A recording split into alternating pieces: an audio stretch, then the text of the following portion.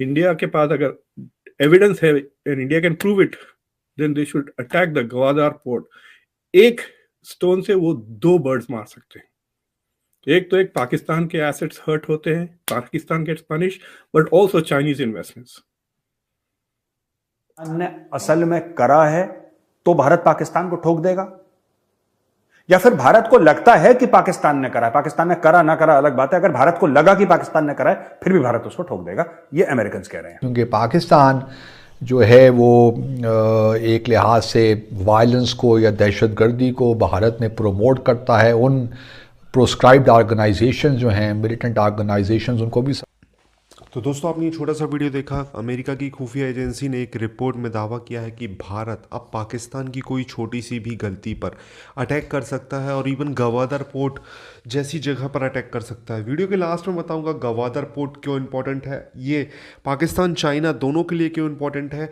और पहले वीडियो को देखते हैं। प्लीज़ चैनल को सब्सक्राइब करिएगा अगर आपको ये वीडियो पसंद आता है। मैं मिलता हूँ वीडियो के लास्ट में। देखो भाई, अगर आप मेरी एक उंगली तोड़े तो मैं तुम्हारे दोनों टांगे तोड़ दूंगा।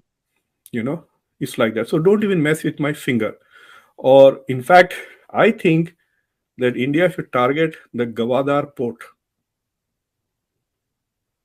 अगर कोई पाकिस्तान का ग्रुप अंदर घुस कर कश्मीर में अगर 10-15 लोगों को भी मार भी देता, इंडिया के पास अगर एविडेंस है and India can prove it, then they should attack the Gwadar port.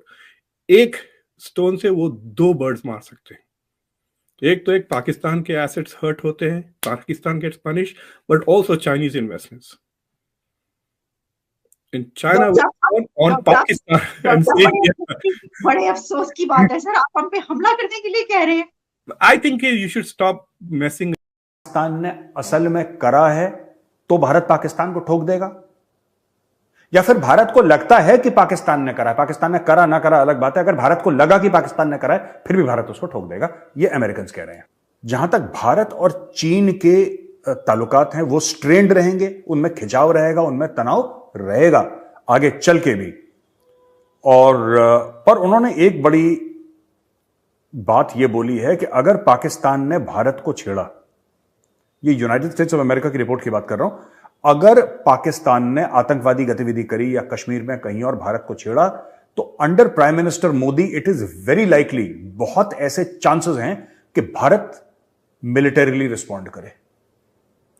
ये यूएस नेशनल इंटेलिजेंस का जो डायरेक्टर जनरल है, या director, US director of national intelligence है, माफ कीजिए, वो कह रहा है कि हमें ऐसा लगता है कि भारत फिर घुसेगा अंदर।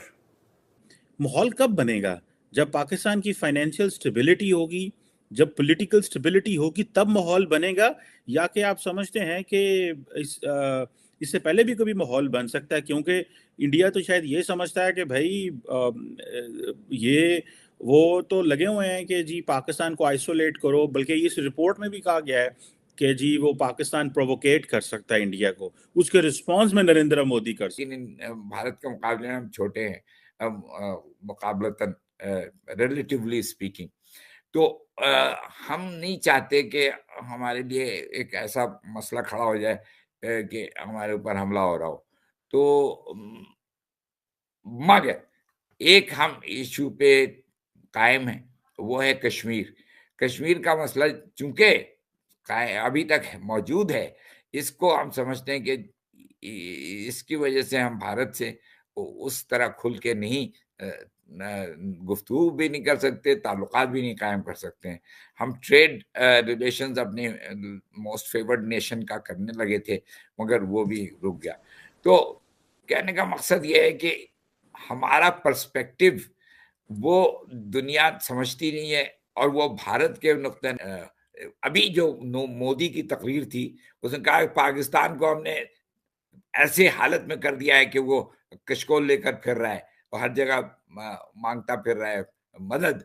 तो क्योंकि पाकिस्तान जो है वो एक लिहाज से वायलेंस को या दहशतगर्दी को भारत में प्रमोट करता है। उन प्रोस्क्राइब्ड ऑर्गेनाइजेशन जो हैं, मिलिटेंट ऑर्गेनाइजेशंस, उनको भी सपोर्ट करता है। तो अगर कोई ऐसा वाक़या भारत में हो जाता है, कोई दहशतगर्दी का वाक़या या वायलेंस कंटिन्यू होता है मकबूजा जम्मू और कश्मीर में, तो भारत पाकिस्तान, ख़ास तौर पे जो मोदी सरकार है, पाकिस्तान पे अटैक भी कर सकती है।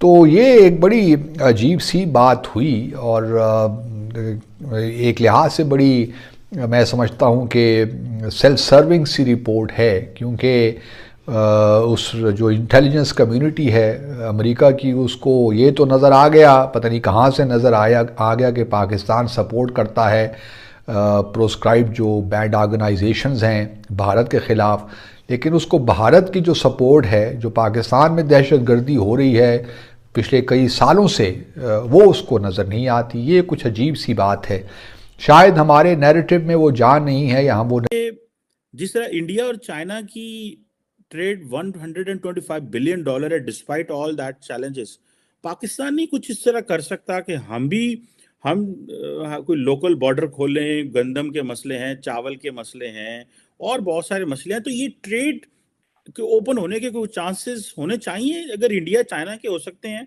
तो हमें भी सुनने में तो यही आ रहा है कि चाइनीज और बाकी हमें यही मशवरा देते हैं कि कारोबार तो एटलीस्ट ऑन रखो। सो इसकी क्या पॉसिबिलिटी आप देखते हैं? ये मुमकिनात में शामिल है, हो सकता है मुस्तकबिल में? जी, मैं समझता हूं कि ये एक जायज नुक्ता नज़र है और इस पे सोच होनी चाहिए। और आप सही कह रहे हैं कि भारत और चीन की मिसाल सामने है कि उनकी तिजारत बहुत ज़्यादा है और बहुत बड़े पैमाने की है। तो हम ये देखेंगे कि इंडिया और पाकिस्तान जो है, इसने 2 साल कंप्लीट किए हैं इन इट्स जो सीज फायर एलओसी के ऊपर, जो सीज फायर को 2 साल कंप्लीट किए। हम लड़ाई को तो बड़े अच्छे से सेलिब्रेट करते हैं, लेकिन अमन को किसी बंदे ने जो है वो दोनों तरफ से, यहाँ के कई लोग ये भी एम्बेसडर साहब कह रहे हैं कि ये जो एलओसी के ऊपर पीस है, इसको बहुत ज़्यादा इस पे उम्मीदें नहीं लगानी चाहिए, बिकॉज और बहुत सारे चांसेस हैं कॉन्फ्लिक्ट के, कहीं और इमर्ज हो सकता है। सो आप समझते हैं कि पाकिस्तान ने 2 साल पहले इंडिया के साथ ये एलओसी के ऊपर डेवलपमेंट्स हुई, उसके बाद डेवलपमेंट्स क्यों नहीं हो सकी? क्योंकि अगर होती तो वो इस तरह की इसको एलओसी के जो है इसको सप्लीमेंट करती इस इनिशिएटिव को। सो क्यों और चीज़ों पे पाकिस्तान और इंडिया का ब्रेक थ्रू नहीं हो सका? Sir, what is your take on that assessment? नहीं, तो देखिए, ये वीडियो यहाँ पर होता है खत्म। आपने देखा किस तरीके से बात हो रही थी। भारत के खिलाफ अगर पाकिस्तान किसी भी तरीके का कोई भी टेररिज्म करवाता है तो फिर भारत अब पाकिस्तान पे कोई बड़ा अटैक करेगा और बिना कोई सोचे समझे करेगा। अगर पता चलेगा कि इसके पीछे पाकिस्तान है, बस ठोक देगा। ये दावा किया जा रहा है अमेरिका की खुफिया रिपोर्ट के द्वारा। हालांकि आपको पता है कि भारत में जो टेररिज्म के अटैक पाकिस्तान ज़्यादातर करवाता है रेगुलर बेसिस पे, वो करवाता है कश्मीर में। उसके अलावा जब से मोदी गवर्नमेंट आई है तो जो दूसरी जगह है वहाँ तो मुझे नहीं लगता कि पाकिस्तान ने कोई अटैक करवाए हैं। अगर आप देखें तो इतने कोई भारत के दूसरे कोनों में कोई इतने बड़े अटैक तो हुए नहीं है। हालांकि सबसे बड़ी चोट तो हमें आपको पता है 2008 में मुंबई अटैक्स जो हुए थे, सबसे बड़ी चोट थी। उसके पहले होते रहे हैं बम ब्लास्ट, लेकिन वो अभी जो लेटेस्ट में सबसे बड़ी चोट वो थी।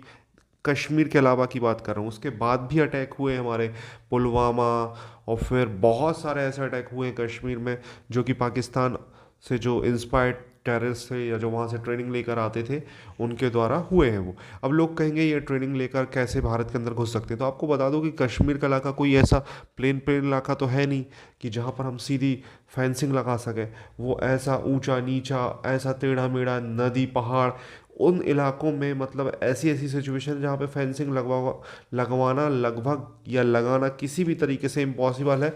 तो वहाँ से वो कहीं ना कहीं से वो चूहे घुसकर आए और अटैक कर गए। और ऐसा भी है कि यहाँ अब इंटरनेट कनेक्टिविटी दोनों साइड है, तो यहाँ के जो लोग हैं जो वहाँ से बहुत ज़्यादा आपको पता ब्रेन वॉश्ड लोग हैं, उनके दिमाग में वो जहर भरा और फिर यहाँ पे वो लोग ऑब्वियसली हथियार वथियार सब हो जाते हैं यहाँ से वहाँ। तो उनसे वो क्या कर रहे हैं आपको पता है, अटैक कर रहे हैं। अभी भी अटैक होते हैं। अभी आप देखो तो जम्मू कश्मीर में होता क्या है, जो इक्का दुक्का कहीं बचे कुछ पंडित हैं उन पर अटैक होते हैं। तो ये प्रॉब्लम अभी भी कश्मीर में है। कश्मीर की बात कर रहा हूँ, जम्मू की बात नहीं कर रहा हूँ।